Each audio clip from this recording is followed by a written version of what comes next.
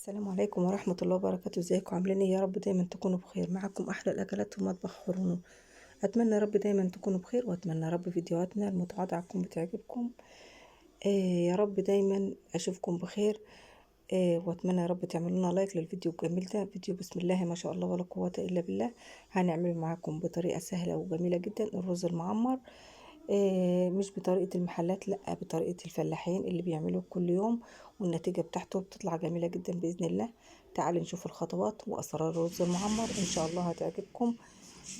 أنا الرز بتاعنا بسم الله ما شاء الله جميل جدا.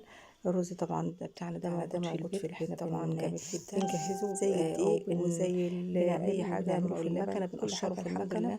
الخير جدا الحمد لله في الفلاحين. طبعا احنا بنجهزه وننضفه، ونحطه في برميل او في علبة جنبنا، بحيث ان هو يبقى موجود معانا في اي وقت نجيبه ونجهزه على طول ان شاء الله، يبقى سريع معانا. احنا دلوقتي معانا الرز بتاعنا، اي عيار اي صينية عندك ممكن تعيريها بمنتهى السهولة. اجدادنا علمونا ان احنا نضرب ايدينا كده في الصينية ونحط صباعنا الصغير كده، ونقيس عقلتين اتنين.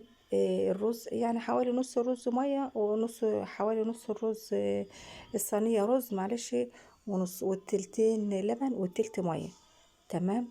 بالمختصر مفيد يعني، عشان ايه ما تدوخيش نفسك في العيار ولا تحيري نفسك. سهل جدا وبسيط. دلوقتي غسلنا الرز بتاعنا كويس جدا.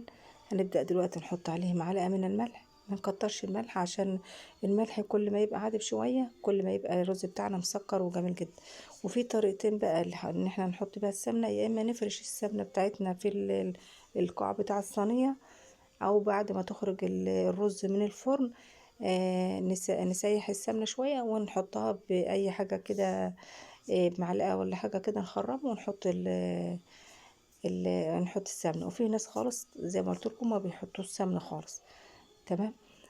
دلوقتي احنا فرشنا الصينية بتاعتنا كويس جدا. هنبدأ بقى نحط الرز بتاعنا بسم الله ما شاء الله، نقلبه كويس بالملح، ونبدأ بقى نحط الرز بتاعنا. طبعا معيار الرز بتاعنا شايفين بسم الله ما شاء الله زاد، ده طبيعي لأن الرز بتاعنا قديم. يختلف الرز بتاع اللي هو الرز القديم عن الرز الجديد، لأن الرز القديم بيزيد والكمية بتاعته بتزيد، فما تقلقيش خالص اللي انت معايره حطيه. تمام. دلوقتي بقى احنا هنحط اللبن بتاعنا بسم الله ما شاء الله، زي ما قلت لكم في اول الفيديو، اللبن تلتين لبن والتلت ميه. تمام. بسم الله ما شاء الله.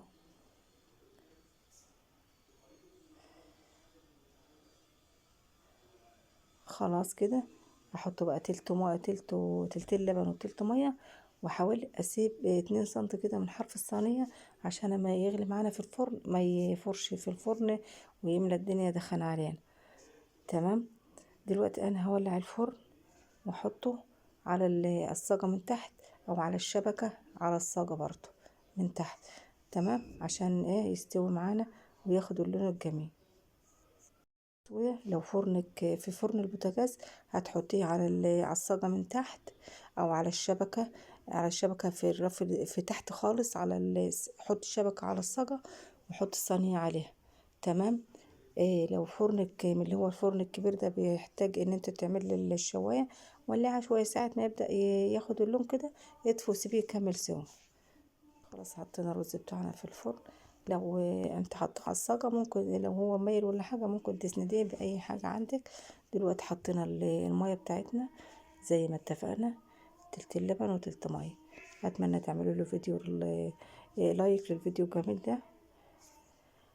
بسم الله ما شاء الله. هو ما نقلب ما نجيبش القاع بتاع شايفين بسم الله ما شاء الله القوات بدأ بقى يشكل معانا اهو، يبي كده وينفخ معانا بالطريقه الجميله ديت، ويبقى اللون بتاعه ذهبي وجميل. هسيبه برضو واطفي واسك الفرن عليه، ما اسيبش الفرن بتاعنا شكل او تمسك معانا. هنبدا نطيره كده بسم الله ما شاء الله، عشان يستوي كله زي بعضه ويبقى جميل معانا.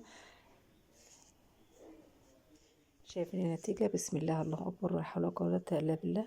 جميل جدا تحفة والله، وطعمه وريحة ما أقولكوش. أتمنى يعجبكم وأتمنى تعملوا لايك. السلام عليكم ورحمة الله وبركاته.